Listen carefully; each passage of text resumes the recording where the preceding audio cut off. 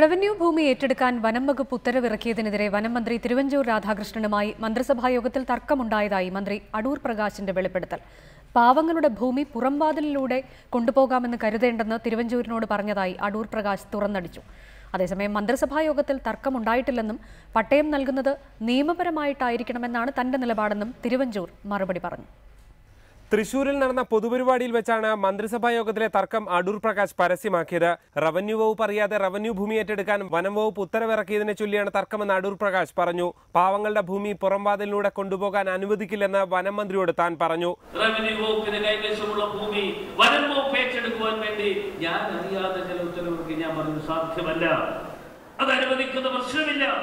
Revenue വകുപ്പിന്റെ കൈവശമുള്ള ഭൂമി പാവപ്പെട്ട ആളുകൾക്ക്, ഒരിഞ്ച് ഭൂമി പോലും ഇല്ലാത്തവർക്ക് വിട്ടുകൊടുക്കുന്നതിന് വേണ്ടിയുള്ള നടപടികൾ ഞങ്ങൾ സ്വീകരിക്കാൻ വേണ്ടി തയ്യാറെടുപ്പ് നടത്തുമ്പോൾ അത് പുറംവാതിലിലൂടെ വനം വകുപ്പ് കൊണ്ടുപോകുന്ന കാര്യം അനുവദിച്ചു കൊടുക്കുന്ന പ്രശ്നമില്ല എന്ന് ഇന്നലെ ക്യാബിനറ്റിൽ വെച്ച് ഞങ്ങൾ ചർച്ചയിൽ ഒരു തർക്കമുണ്ടായിട്ടുണ്ട്.